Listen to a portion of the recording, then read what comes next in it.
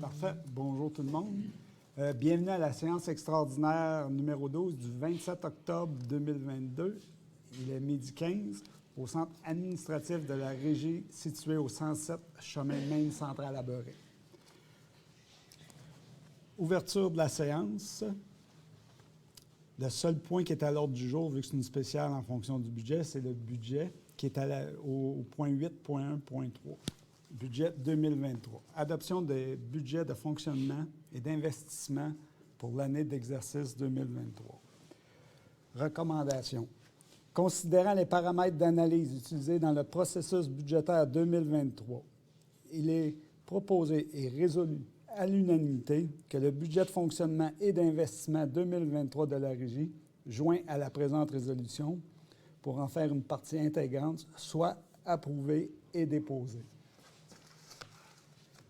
Juste pour vous dire, ce qui est important que les gens ont besoin de savoir, c'est s'il y a une augmentation. Malgré les augmentations au niveau de l'essence, je pense que toutes les municipalités le subissent présentement, mais Valoris a su maintenir sa tarification à 216 $ la tonne, 92 pour les non-membres et 133 $ pour les autres.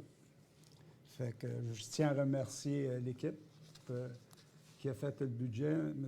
Jean-Jacques Caron et toute son équipe avec M. Gina, ainsi que tous les membres du CA. Sur ça, j'aurais besoin d'un proposeur pour la levée de l'Assemblée, à moins qu'il y ait des questions. Je propose. Parfait. Merci, Mme Lefebvre. Bienvenue à vous tous, messieurs, mesdames. Séance ordinaire du 27 octobre 2022. Il est 14h30 au centre d'administration de la Régie, qui est situé au 107 chemin Maine Centrale à Beurré. Vous avez tout eu l'ordre du jour. Fait que tout allait avec vous. Ouverture de la séance, adoption de l'avis de convocation, adoption de l'ordre du jour. Conseil d'administration, le 4.1.1, c'est adoption du procès-verbal du 21 septembre 2022. Vous l'avez tout eu. Je ne sais pas s'il y en a qui avaient des questions. Ça allait. Parfait. Le 4.1.2, adoption du procès-verbal extraordinaire du 7 octobre 2022. Vous avez tout reçu? Oui. Ça va avec vous? Après ça, on s'en va au point 8.1, liste des chèques émis le 16 septembre au 15 octobre 2022. Je pense que vous l'avez tout reçu. Est-ce qu'il y avait des questions? Non. Juste pour vous dire, le total des chèques, en réalité, la recommandation, c'est que la liste des chèques émis entre le 16 septembre et le 15 octobre 2022 soit et est déposée. Le total était de 835 893 $ en dépenses. Nos plus grosses dépenses ont été, en fait, en Globe Corporation, 218 600. On va faire des chiffrons. Là, c'était au niveau des putrécides. Puis il y avait The Loop, c'était au niveau des... moi, je dis des... En français, on dit des remorques. Deux remorques qui avaient été achetées, payées comptant avec le budget de fonctionnement de 197 000 $. Après ça, on s'en allait au point 8.2.1, suivi budgétaire au 31 septembre 2022. Je crois que vous les avez toutes eues. Est-ce qu'il y en a qui avaient des questions à ce sujet? Non. Allez. Que le suivi budgétaire au 30 septembre 2022 du budget de fonctionnement 2022 adopté soit et est déposé. Juste pour vous faire un petit refresh sur ce qu'on voit comme résumé. Présentement, en date du 30 septembre 2022, on est à peu près à 1 127 676 au niveau de la liquidité qu'on voit sur papier, mais là-dessus, il faut que vous soustrayez le paiement de la dette qui reste encore à faire. On n'est pas tout à fait à la fin d'année. Il y a un 690 000 $ qui reste d'ici 2022. Puis il y a les frais d'intérêt et tout de 168 000 d'ici à la fin 2022, bien, ce qui nous donnera un total d'à peu près, si on enlève ces deux éléments-là, présentement, de 268 000 plus ou moins. Fait que c'est juste au moins pour vous situer que le chiffre est peut-être gros, mais il reste des éléments importants à payer malgré tout. Mais on est en bonne situation, c'est ça qui est important. Après ça, on s'en va à la liste des contrats comportant une dépense de 25 000 et plus adjugés par Valoris.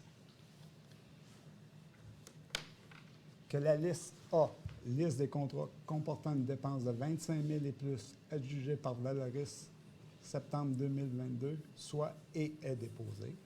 Que la liste B, la liste des contrats entre 2 000 et 25 000 conclus entre un fournisseur totalisant 25 000 depuis le début de l'exercice financier, soit et est déposée.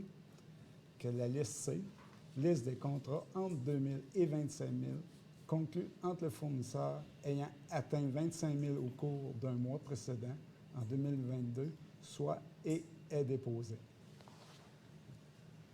Fait que ça vous va à tous? Oui. Parfait. 9.1.1. Tonnage de matière résiduelle acheminée à beurrer mensuellement, septembre 2022.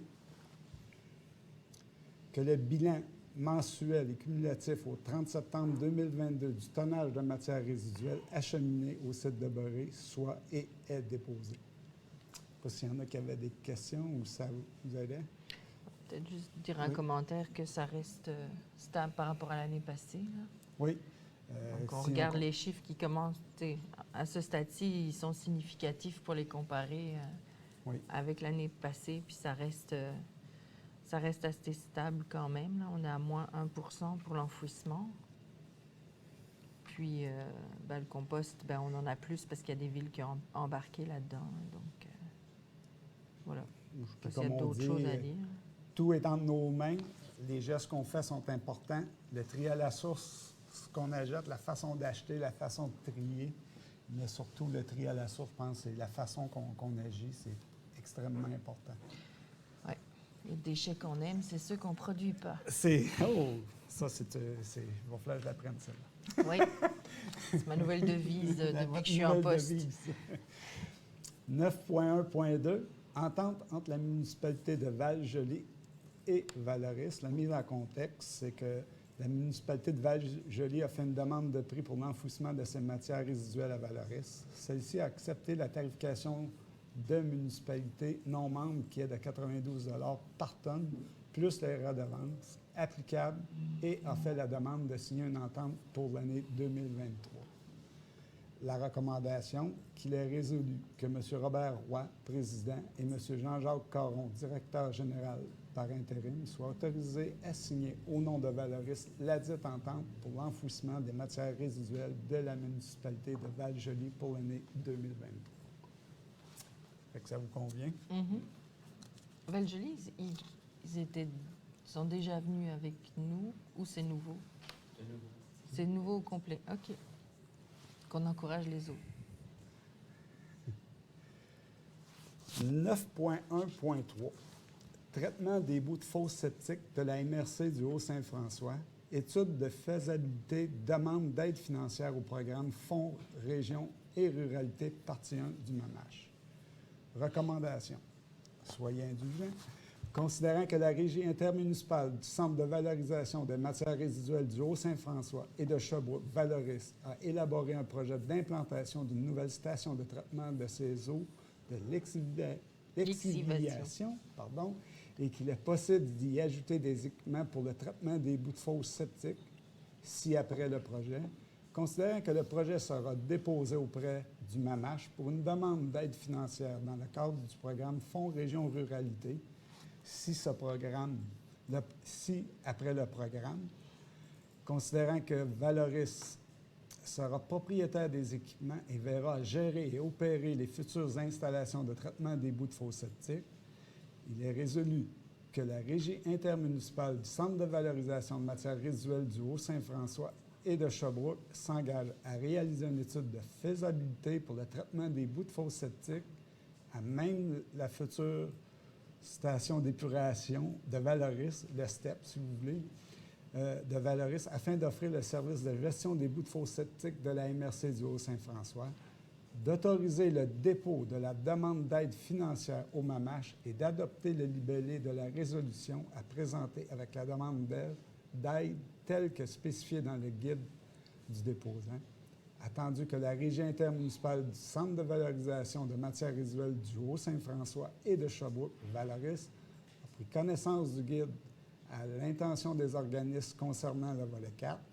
soutient la Corporation intermunicipale du Fonds Région et Ruralité, attendu que la municipalité de la MRC du Haut-Saint-François, à l'exception de la ville de Cook-Sherrington, désire présenter, c'est-à-dire un projet d'implantation d'une unité de traitement des boues de fosses septiques de la MRC du Haut-Saint-François, étude de faisabilité dans le cadre du volet 4, soutient la Corporation intermunicipale du Fonds Région et Ruralité. En conséquence, il est proposé par, j'ai besoin d'une personne, Mme Christelle Lefebvre, appuyé par M. Claude Charon, et résolu que la présente résolution soit adoptée et qu'elle statue et décrète ce qui suit. Le Conseil d'administration de la Régie intermunicipale du Centre de valorisation de matières résiduelles du Haut-Saint-François et de Sherbrooke, Valoris, s'engage à participer au projet d'implantation d'une unité de traitement de boues de fosses septiques de la MRC du Haut-Saint-François, étude de faisabilité et assumer une partie des coûts. Le Conseil d'administration accepte que Valoris agisse à titre d'organisme responsable du projet. Le Conseil d'administration autorise le dépôt du projet dans le cadre du volet 4, soutien à la coopération intermunicipale du Fonds régional et ruralité. Le directeur général par intérim et secrétaire trésorier est autorisé à signer tout document relatif à cette demande d'aide financière. Parfait. On s'en va maintenant au point 10.1.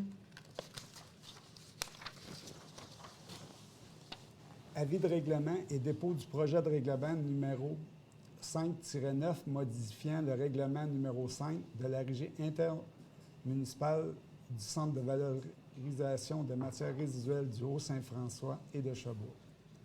La mise en contexte, le ministère des Affaires municipales de l'Habitation a confirmé dans un arrêt ministériel récent la modification réglementaire qui portera le seuil d'appel d'offres public de 105 700 à 121 200, et ce, à partir du 7 octobre 2022. Il est donc requis de modifier le règlement numéro 5 dans la partie gestion contractuelle. Recommandation, le délégué, la déléguée, j'aurais besoin d'une personne, Mme Bress, donne l'avis suivant. Il faudrait qu'elle le lise. Hein? Il faudrait qu'elle le lise. Ah. Je, Nathalie Bress, donne l'avis suivante. Prenez avis qu'à une prochaine séance du Conseil d'administration sera présenté pour étude et adoption le règlement numéro 5-9 modifiant le règlement numéro 5 de la Régie intermunicipale du Centre de valorisation des matières résiduelles du Haut-Saint-François et de Sherbrooke de manière à modifier le seuil d'appel d'offres publiques. Merci beaucoup, Mme Bress. Le point 10.2. Un autre règlement. Oui. Objet, avis de règlement et dépôt du projet de règlement numéro 5-10 modifiant le règlement numéro 5 de la Régie intermunicipale du Centre de valorisation de matières résiduelles du Haut-Saint-François et de Sherbrooke. Mise en contexte, le budget 2023 apporte une modification de la tarification des activités de transbordement et de transport réalisées à notre centre de transfert à Sherbrooke.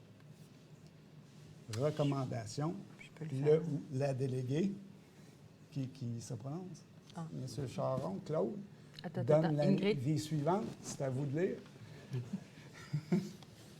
La prochaine séance du Conseil d'administration sera présentée pour étude et adoption. Règlement numéro 5-10 modifiant le règlement numéro 5 de la Régie intermunicipale du Centre de valorisation des matières résiduelles du Haut-Saint-François et de Sherbrooke de manière à modifier certains tarifs pour le transport et transportement des matières qui transigent par le centre de transfert de Sherbrooke et qui sont acheminées au site de Bury de la Régie. Merci beaucoup, M. Charon. Ce qui met fin à notre assemblée publique. À vous tous, merci beaucoup. Bon retour et à la prochaine.